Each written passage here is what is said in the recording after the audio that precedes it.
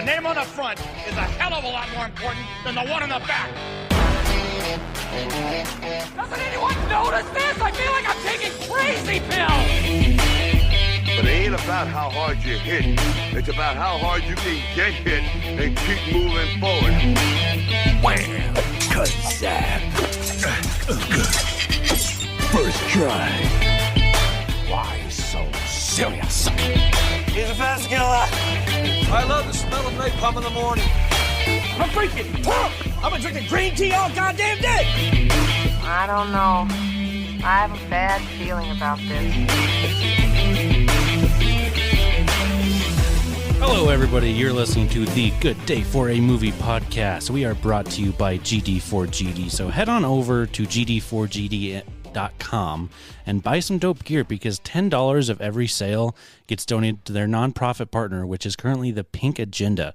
It's a nonprofit focusing on raising money for breast cancer research. They got some really cool stuff, so definitely go check it out.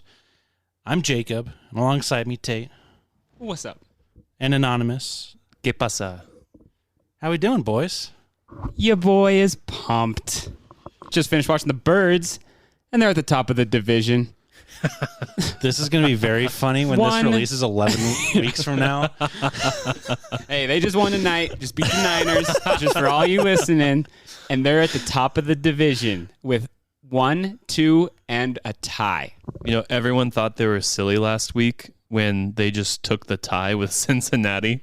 They don't look so dumb anymore. They look like that they're tie going to just the gave them playoffs first right place. now. If the season ended right now, we'd be in the playoffs. I'm going to let you know right now. Oh my gosh. I'm pumped. I have never seen such bad quarterback and coach play in a long time. Wentz and Peterson just aren't, you know, in the same book as the rest of the NFL are right now. A win is a win. That's fair.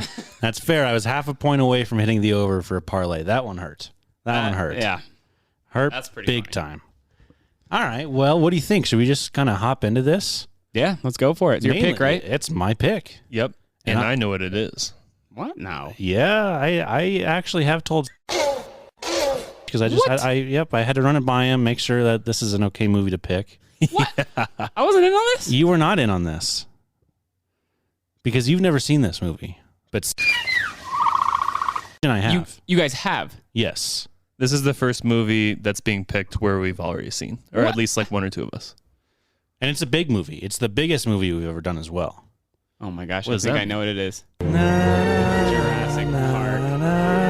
How did you just know what it was? I don't know why, but Jacob, I feel like, always talks about how it's his favorite movie. And I always mention, oh yeah, I haven't seen it. It's not my favorite movie, but it's one of my favorite movies. It's so good. It's one of the ones that I have always said, oh yeah, I've never seen it. He always goes, what? Yeah, 1992, Jurassic Park. It is not only a revolutionary movie in the film industry, but it stands the test of time. And I really do think you're going to love it. I have seen Jurassic World. Does that count for anything? I mean, kind of, I guess. It's another movie that you've seen. So, all right, let's Wait, where are we watching it? How long is it? This movie Tell me more is about it. Who's directs it? Steven Spielberg. Spielberg? Oh. Yeah. John Williams on the score. I mean, if it's 92, I probably don't know. I mean, it's the kind of movie where I've seen clips from it throughout my entire life, but Your favorite scene in Ted 2 is from this movie. yeah, I know. Laura Dern, Sam Neill, Jeff Goldblum, Richard Attenborough, and the special effects done by ILM. Trust me, we will be getting into that. Oh, this is after this 93. review. Oh, it was 93. I'm sorry. 2 hours and 7 minutes, probably just about 2 hours, not counting credits. It will be very fun to get Tate's opinion on it after. Since, I mean, we both, I feel like I know how I feel about this movie. Yeah, I do too. So. All right. So it looks like I'll be the one Yep. with the fresh opinions. Yep. All right. All right, folks. Let's get after it.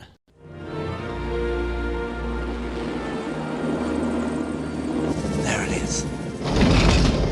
Welcome to Jurassic Park. We've made living biological attractions so astounding that they'll capture the imagination of the entire planet. The most phenomenal discovery of our time. let you do this. becomes the greatest adventure of all time. Can I touch it? Sure. Universal Pictures presents You feel that? Hold on to your butts. a Steven Spielberg film. Fences are failing all over the park. Yeah, that's nice. Gotta go. An adventure. I can't get Jurassic Park back online. 65 million years in the making. Jurassic Park. Jacob, I have a feeling that you're feeling pretty self-conscious about having chosen bad movies thus far and needed to choose a good movie. You're not wrong. You're not wrong one bit. Look, Tate, do you understand why I needed you to see this movie? Yeah, it seems like just a pretty iconic movie. Yeah, I mean, It seems like just one of those must-sees, and I'm very glad that I watched it. So I was lucky enough, like during this whole COVID, like quarantine shutdown deal, where I lived in a place that was not affected all that much. And our movie theaters opened before pretty much anybody else's. And they didn't have any movies to show. So luckily, a deal was struck between the theaters and the movie studios. And they were showing a bunch of classic movies, and Jurassic Park was one of them. Wow, and so I you got to watched see it in the theater. And this was like a couple months ago.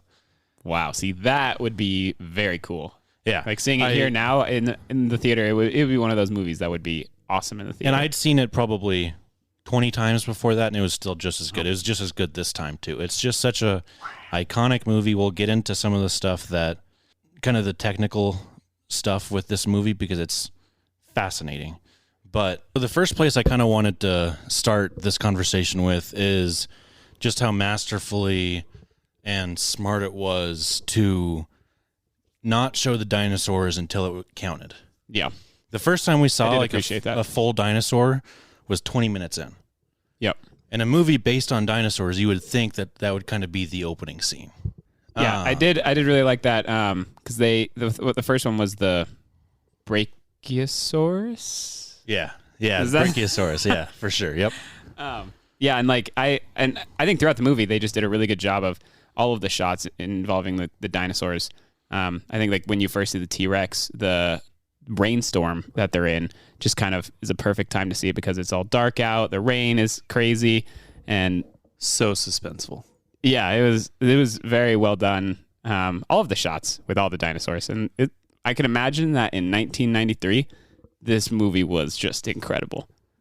Yeah, I'm not sure if there's anything I'm not sure of any other movie around then that was even close to looking like. Truthfully, the closest thing to this movie that moviegoers have ever experienced with it, just kind of the suspense and never needing to see the dinosaurs for like the whole, like for the majority of the movie, is Jaws. I could see that. And you before the movie, you said that you haven't seen Jaws.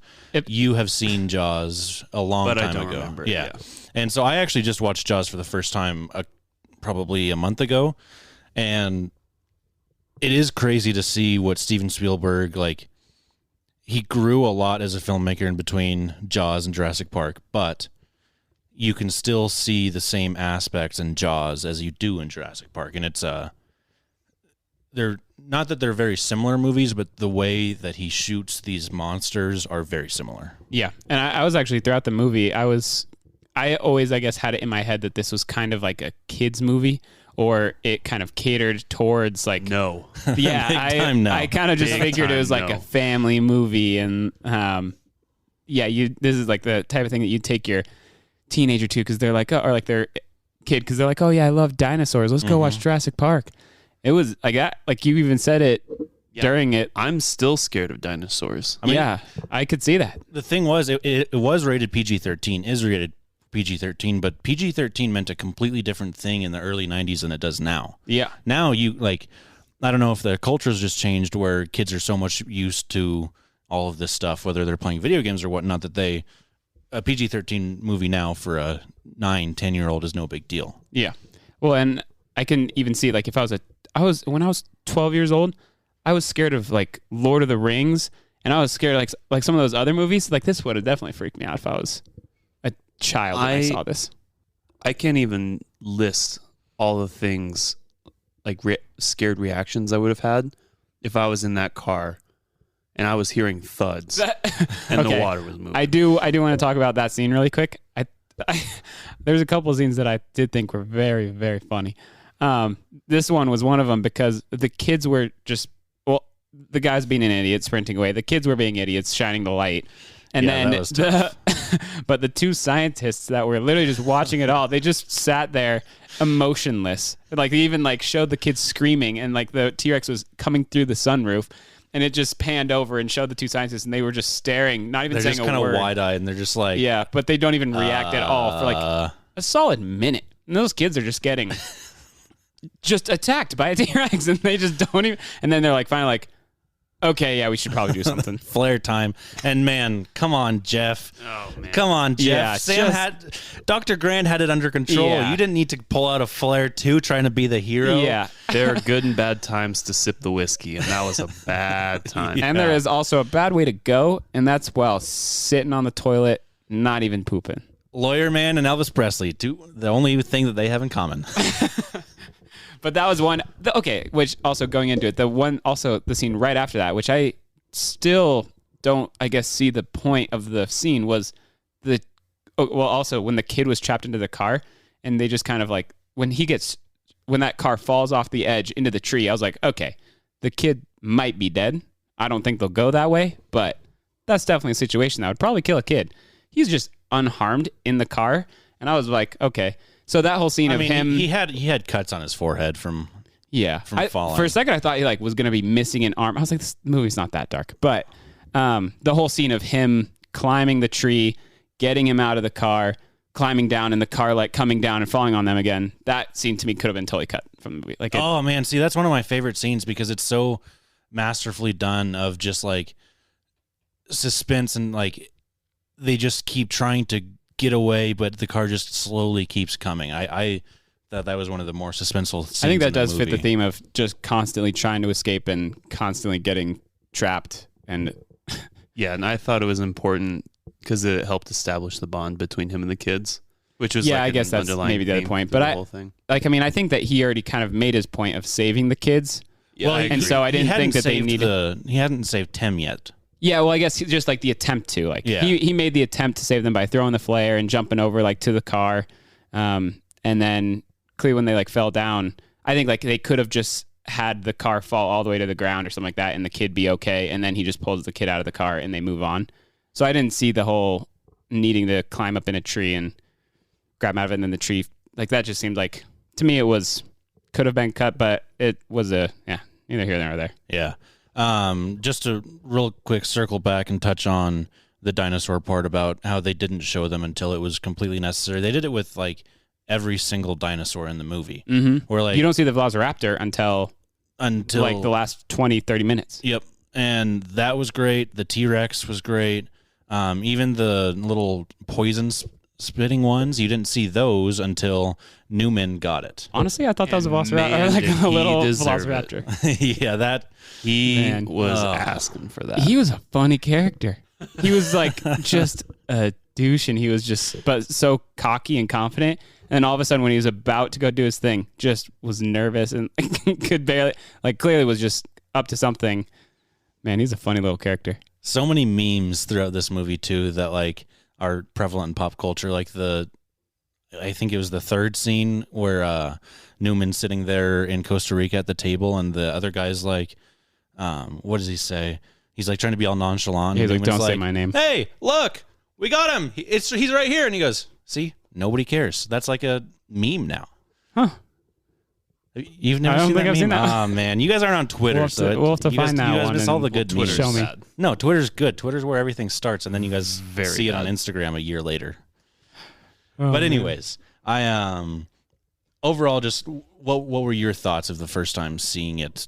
You should be speaking the most. Yeah, so I think seeing this for the first time, I think that it was a very entertaining film. It clearly kept you involved and you were clearly caring about what was about to happen next the entire time. That it was didn't take many pauses or many breaks.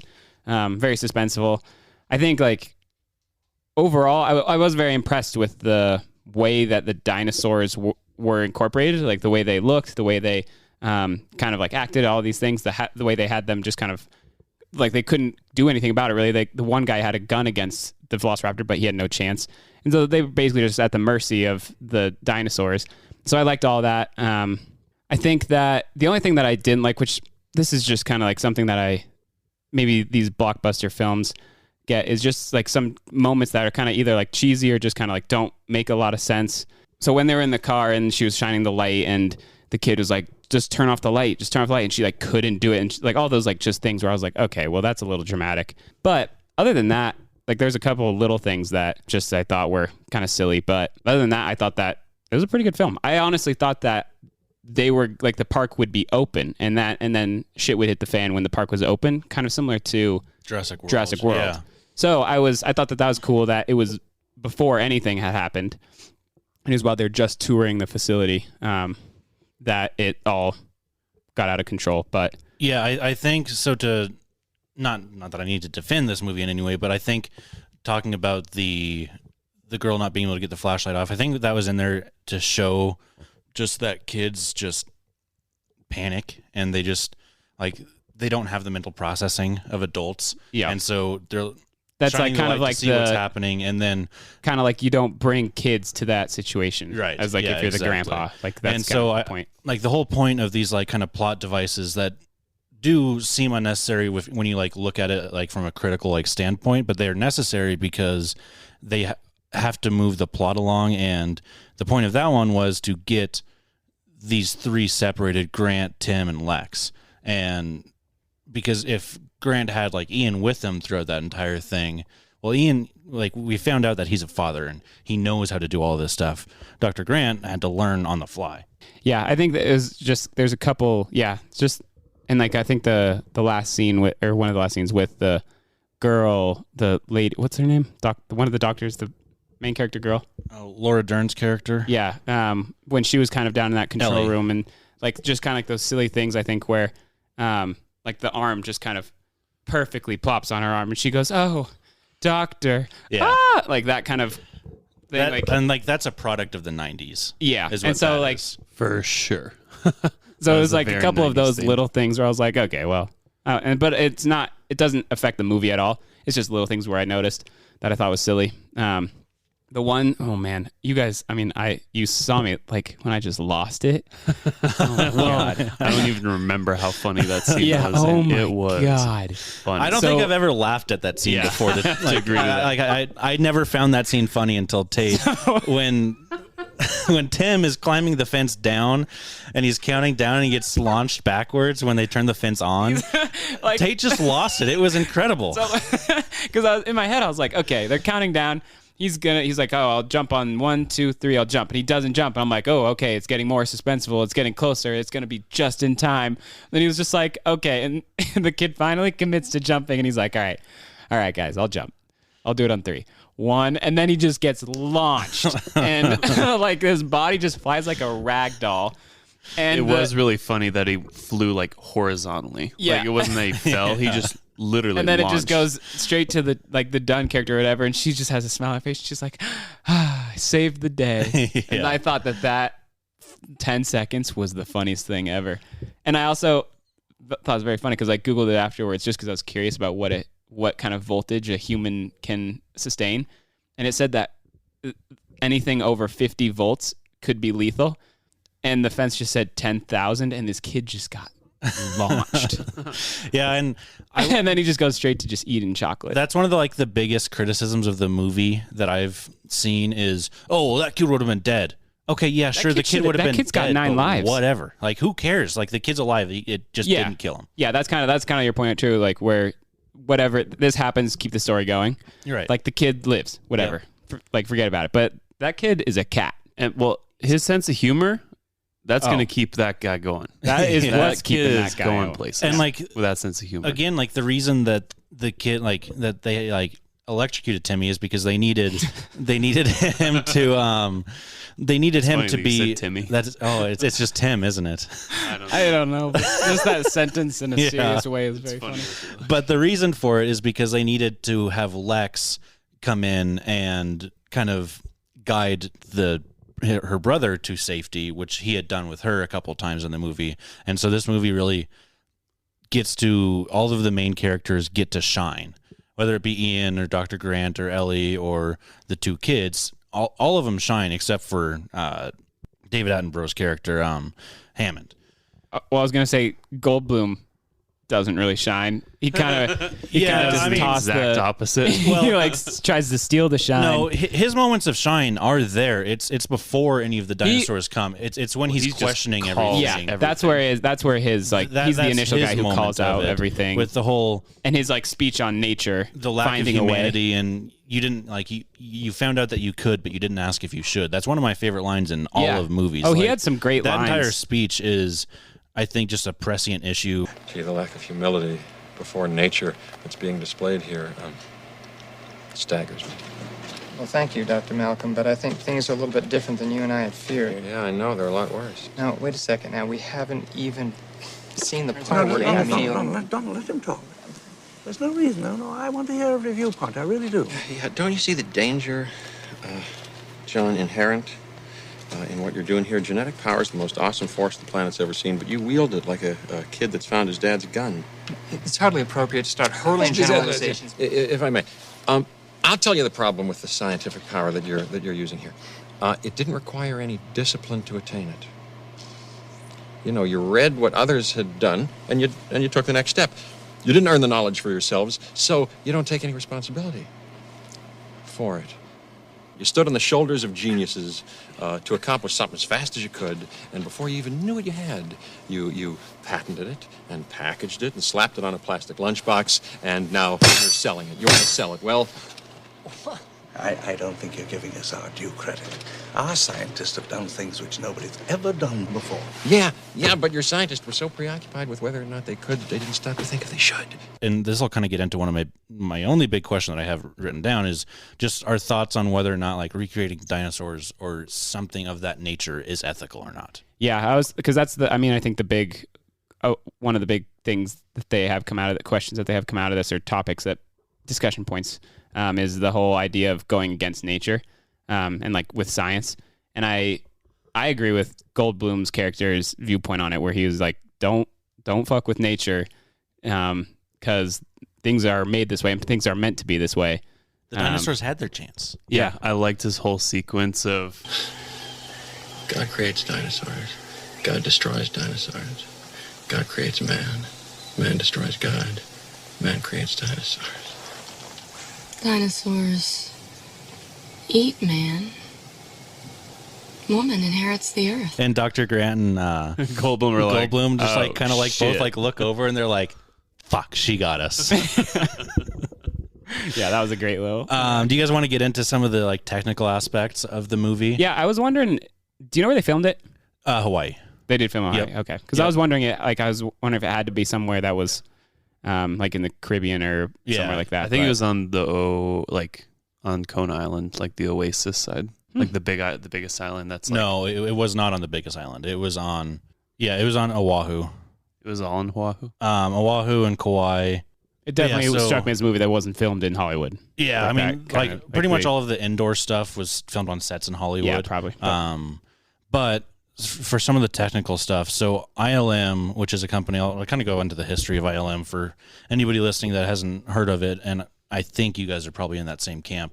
So ILM is a company that was founded by George Lucas in, I think it was 1976, right before Star Wars, and he founded it to make Star Wars and to create all the special effects for it. And after he made the original trilogy, he always had in mind the 3 movies before it. But what he knew is that the technology wasn't there to make those movies. And so that's why he kept ILM going, and they're still the biggest and best. What is ILM? Industrial Light and Magic. Okay. I have heard that before. Yeah, and so like any movie that you're like, wow, those special effects are really good, it's probably done by ILM. Like all of the Marvel movies. Meh. What do you mean? There's one competitor. Who? Peter Jackson. Yeah, I mean, but like the vast majority of them are done by ILM. Peter Jackson's company is probably one of the only ones. And the other thing with it too is the sound was also done by a George Lucas founded company in Skywalker Sound. And so Skywalker Sound is always, and I will fight anybody to the death that says it's not the best sound company out there, because it is. And so Jurassic Park is being made, and Lucas has a hand in some of the special effects because him and Spielberg are really good friends. They came up through I think South film Park school makes fun together. of that too. Yeah, I mean, like South Park, there's I a think, whole pokes fun at them being best friends. There's a whole like crowd of them: Francis Ford Coppola, Brian De Palma. George Coppola Lucas, is the Godfather, and Apocalypse Now. Yes. Or no, wait. Yeah. Apocalypse Now. Yeah. Yes. Okay. Yeah, and so they're all really good friends. Steven Spielberg was supposed to direct Apocalypse Now. But yeah, so once George kind of like saw what these guys were able to do with, because this is the first, I'm pretty sure this is the first movie to use computer generated images. Yep, that would make sense. And so the dinosaurs were a combo of miniatures, animatronics, and CGI. And so when Lucas saw what they were able to do and put together as a full, he went, all right, the prequels are already being made. So that's just kind of it's pretty crazy, just the synergy between everything that Spielberg and Lucas and all of those guys do all comes back to each other. I mean, it's the same as Indiana Jones. A little bit of a tangent, but like after Star Wars came out, Jaws came out the year before it, and when opening weekend of Star Wars, George Lucas and Steven Spielberg went on vacation to Hawaii. And on the beach there, Lucas was like, well, so what film are you going to do, Steven? And Steven's like, I would love to try my hand at the James Bond franchise. And Lucas was like, I have something better. And then he told him about Indiana Jones. Huh. Yeah. Interesting. Yeah, so that's some of the technical kind of nerdy aspect of it that is my favorite part of the filmmaking. That's I think the thing that impressed me the most was the dinosaurs. Like we'll go back to, I think like how they introduced them, but also just the look of them. And because I mean in 1993, I don't know of any other movies in the 90s that had this kind of like E.T. Was that even CGI? Like no, that wasn't even CGI. Puppets. That was in like animatronics. So I'm trying to think of any other kind of movie that I've seen in like the early 90s that used CGI, and I can't think of anything. But like it makes me think of that dumb movie, like Cowboys versus Dinosaurs. Cowboys and Aliens? No, well, maybe that's just what I'm thinking of. Well, no, there's that like what do you call that genre? Just like the trash movies. Just like I think there was a Sharknado. Yeah, there's like just some of those movies that was with Cowboys the dinosaurs. Yeah, something like that. And that was just the worst animation ever. And like that came out in the last probably 10 years. And so I just think like it proves that in 93, this movie was probably incredible. Yeah, and I mean, in my opinion, nothing looks bad in this movie. There's not a single shot that you're like, what was that? Like even like the pupils and stuff of like the dinosaurs going in and out. And like the T-Rex when they were shining the light in its face, like it would come in and the pupil would shrink and then it would go out and you could see the pupil expand again. Yeah. I mean, that's like when they were taking care of the what was that one? Like the Triceratops. I'm testing my dinosaur knowledge. There are 6-year-olds that would run laps around you. Clearly. But yeah, like that whole scene was impressive too, with just the way that because that must have been like a puppet or like a that was an animatronic. Yeah, okay. Anyway, and this was just something that I thought was curious because when I was doing that, I was Googling what the budget was. It says that it was $63 million, but the box office it did over $1 billion. Yeah, which that's insane. Oh yeah, yeah. I mean, holy shit! Talk about your return. Yeah. I mean, not much more you can ask for than that. Let's see. Oscars, it won Best Sound, won Best Effects. And so I guess that gets into kind of my the Oscars I think do a really good job of summarizing where I think this movie killed it and where it was just kind of a normal movie or like a just kind of like a okay movie. And I think as far as acting goes, acting was good. I don't think it was anything that was going to win an Oscar, which I saw that none of the actors were really nominated. So I think that makes sense. I think the directing was something that I think could have been up for an Oscar. It should have been also nominated for score because this is one of my favorite John Williams pieces. I think for me, if I have to rank like just lone pieces from a movie, I would go Superman theme, and then Binary Sunset from Star Wars, and then the Jurassic Park theme would be number 3 for me. It is like just one of the most iconic themes. Yeah, and I mean, throughout the entire movie, like when they are first getting to the island on the helicopter and that theme just hits, I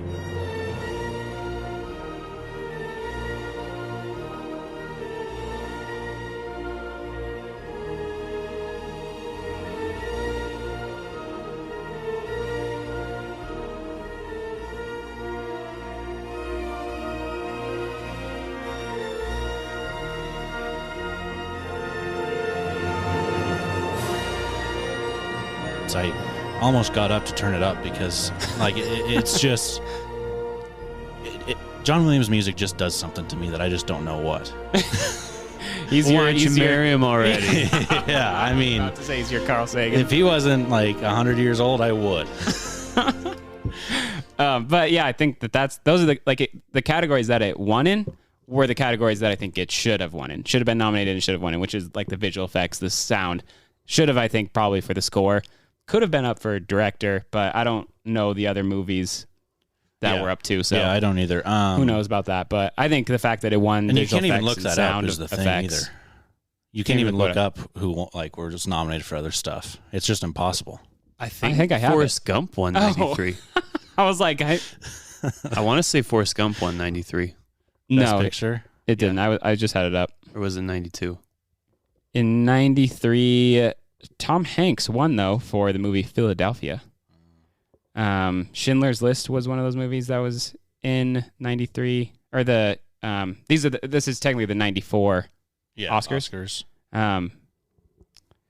Tommy Lee Jones in The Fugitive, actor in a supporting role. A lot of Schindler List. And in you the know name who did of Schindler's the Father. List, right? Spielberg? Yeah.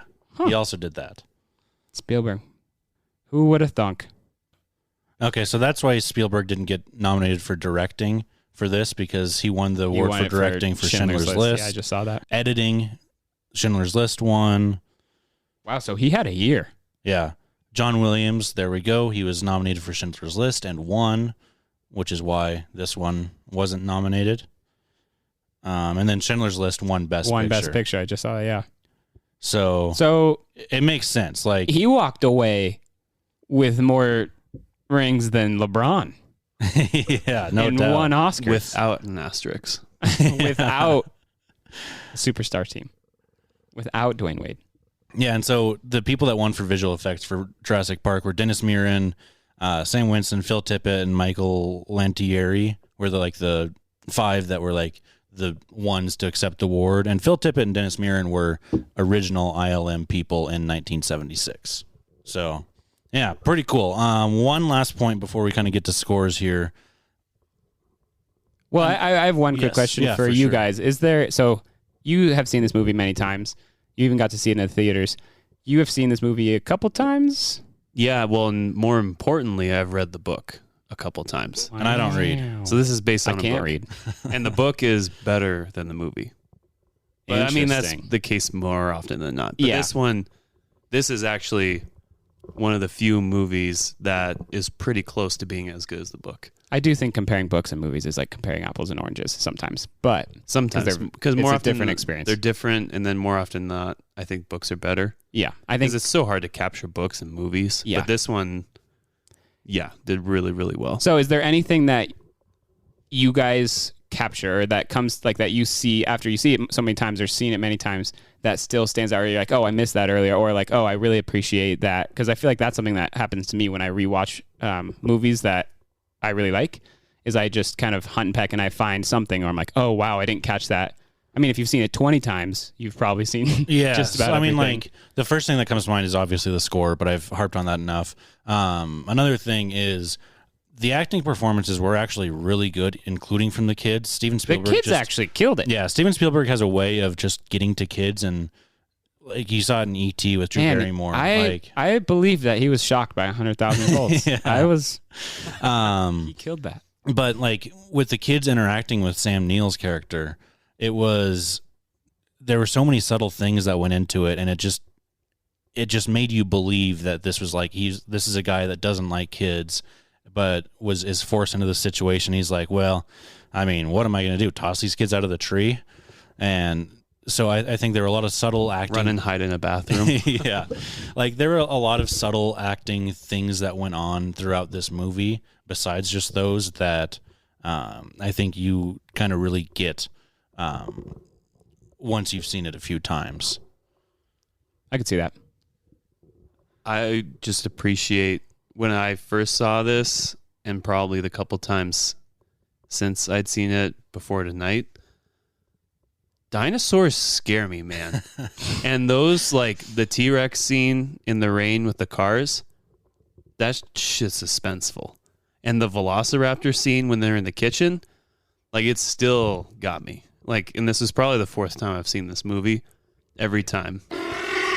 Left the room for when the kids were in the kitchen with the Velociraptors. He might have been going to the bathroom, but you know what? I'm going to believe that he just kind of needed a break. I was in the kitchen doing things. You actually just needed a break? I've seen it, and it just gives me that much suspense. Dinosaurs freak me out, man. Interesting. That shit, talk about like if dinosaurs actually came back. Fuck. I don't know what I would do. It would be bad. You'd probably go find a nearest toilet. No.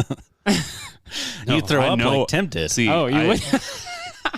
Yeah, that's part of that I scene. probably would He just throw says, up. I threw up, and he's like, that's okay. Come on.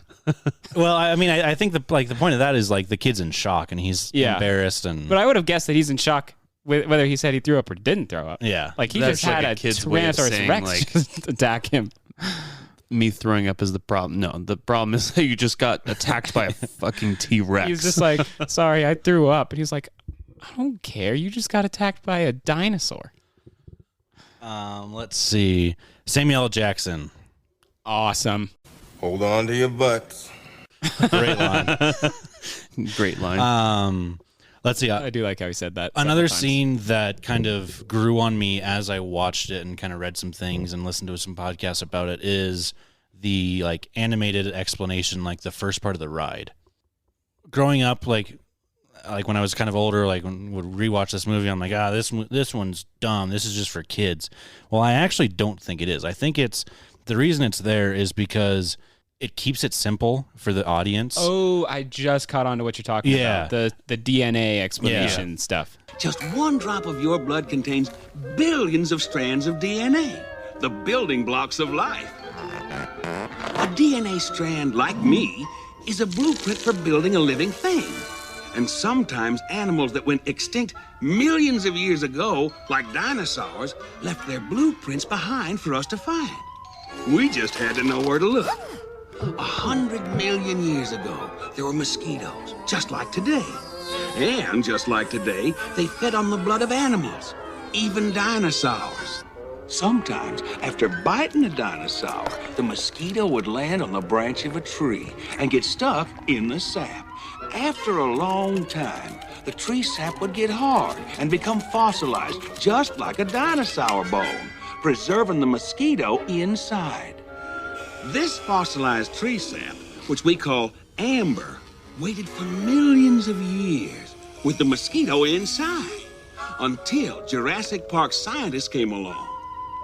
Using sophisticated techniques, they extract the preserved blood from the mosquito and, bingo, dino DNA.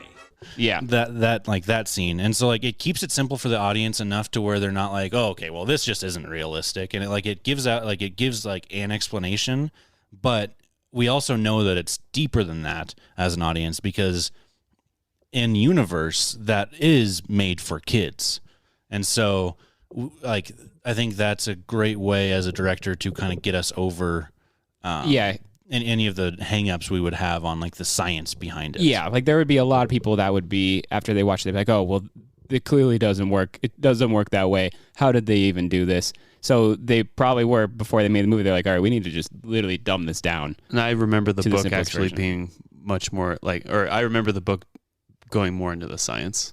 So it was probably dulling down. Yeah, they weren't going to spend too much time. For the movie, they weren't going to spend too much time on explaining the science. Yeah. But I did think it was interesting also in the end when they came back to the whole... Because I knew that they would when they were talking about, oh, we only have female dinosaurs in the park. I knew there was going to be some way that they were going to tie in that wasn't actually the case. I'm simply saying that life finds a way.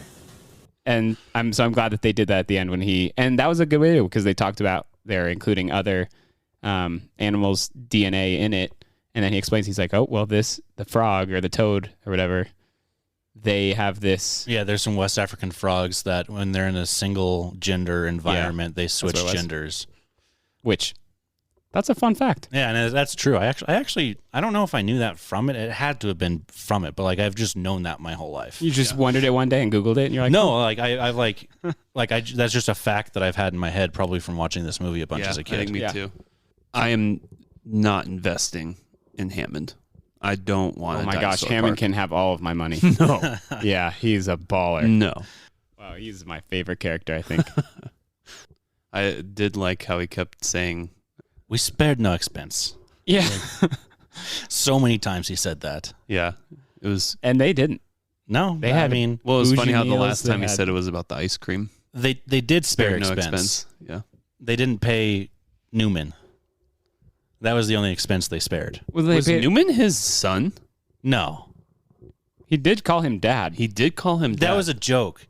Because he, like, the scene where he was like, oh my God, you morons. You guys are morons. We both just raised our eyebrows at each other. Like, the line there where he was like, I don't judge people for their mistakes, but I do ask them to pay for it. And that's like a piece of fatherly advice. And Newman. Advice? The fat guy's like, thanks, Dad.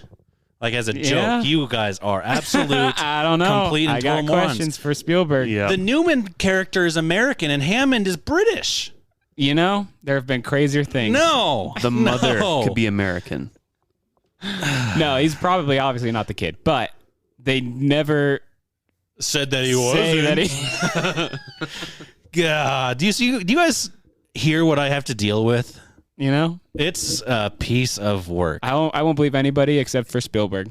Yep. Actually, probably whoever wrote the book. I think we would have to have coffee with Spielberg to get Spielberg, if you're listening to this. Yeah. Is Fatty's character in the book? I don't know. I don't. Fatty. It's been. I think I read it last. I read the book. I was like 18. I don't believe you anymore. Yeah. Where's the book? Wow. Want me to go get it? He's credited. Wayne Knight's character is credited. His name is Nerdy. Like in the movie? Yes. What? Yeah. Well, I don't Samuel know. L. Jackson called him Nerdy, didn't he? Yeah, he called him Nerdy, but I thought that was just like another joke. Yeah. No, that's his name. So maybe he is his dad. Maybe it is his Wow. Let's see. I think it's time to get into some scores. I'll go last, but I will give the movie aggregator scores. IMDb 8.1 out of 10, Rotten Tomatoes 91%, and Metacritic 68%. That's way too low. That's lower than I thought for. Yeah, that's messed up. People are just confusing this one with Jurassic Park 2 and 3. That's my only explanation for that, because the Rotten Tomatoes score is correct. You're telling me that there's 3 of these before Jurassic World? You don't watch 2 and 3. They're not as bad as people make them out to be. They're not good by any means, but they're not just like jump off a building bad. All right, that's probably an honest. And there is where you stop listening to Jacob.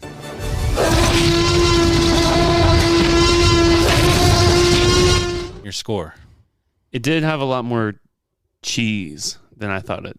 Than I remembered it. It was a lot cheesier than I remembered it. Yeah, and like when Aaron Rodgers and Brett Favre showed up, very cheesy. Had a lot of fromage. And when you were asking like things that you notice when you see a movie over and over again, like there's a suspense which is just crazy and I like it, but it also scares me. But it was Sage is a masochist, by the way. He likes pain. No, I'm not. I'm not. He enjoys suspense. He enjoys pain. There was a lot of cheese. So that, I think, will drop my score just because, and that's probably why Metacritic is low. So 8.8. Okay, an 88 out of 100. Maybe 8.7, but probably 8.8. I'll stay with that. All right. Well, I was thinking about this earlier, and I think that I would have a different answer for if I saw it in 1993 in the theaters. Or as a kid. Compared to seeing it for the first time now. So I think I have to take into account what it was when it came out. Because I think like what I was going to go with was usually like I think I was just going to stick with an 80 out of 100. but I have to give it some credit for everything that it did 25 years ago, almost 30 years ago. So I'm only going to bump it up a little bit because of that, but I'm just going to go with an 85 out of 100. All right. So to me, when I saw this in theater, we're about to hear 100. I gave it a 99 out of 100. Ooh. And my only criticism on it was the Wayne Knight character. I thought it was just a little bit too cheesy, and it was just kind of all the falling in the mud was just played for laughs a bit too much. And he was just the fat guy. Oh. Nerdy. Yeah. That's the actor's name. Yeah. And I thought that it was just played up too much for laughs. He was too much of a doofus to be doing this. He was a complex huge doofus. Plan. But you, Tate, actually changed my opinion on that because you laughed at him a lot and found him very entertaining. And I was like, well, I more so now understand the point of the character, and it's probably lost on me because of how many times I've seen it. So yeah, you are correct. I do think that he was he was funny just because he was so confident, so cocky. Like that first scene that you meet him, he's just like, "Oh, I'm eating food, you're paying for it. Give me my money." And he just acted like he ran shit. Yeah. And then all of a sudden, he was a big talker, and then when he had to walk the walk, he just fumbled the ball. Yep. And yeah, I thought that was very funny. So you were correct. This is one of the few perfect movies that are out there. Raiders of the Lost Ark is one. Empire Strikes Back is one. There's a couple others out there. This is a 100 out of 100 for me. Wow. It got bumped up. Yep. I bumped it up that one point. I'm not going to be as critical about the Wayne Knight character, but yeah, 100 out of 100. That's fitting.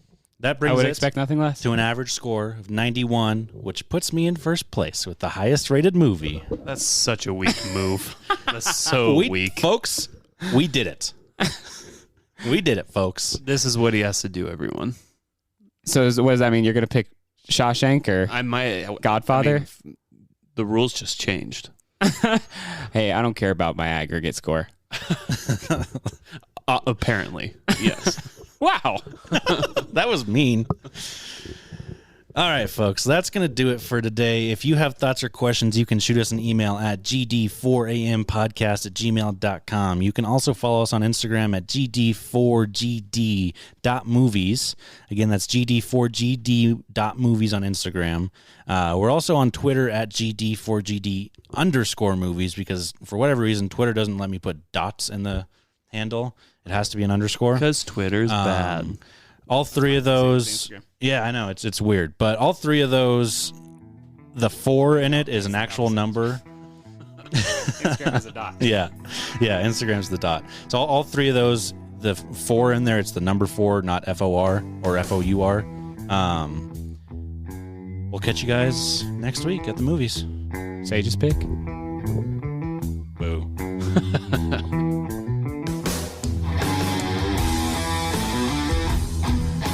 When you come to the end of the line with a buddy who is more than a brother and a little less than a wife, getting blind drunk together is really the only way to say farewell.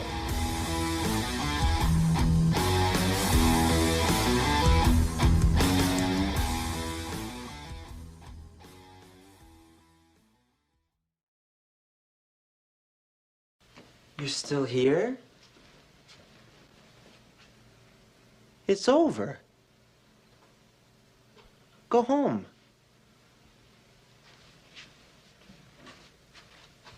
Go.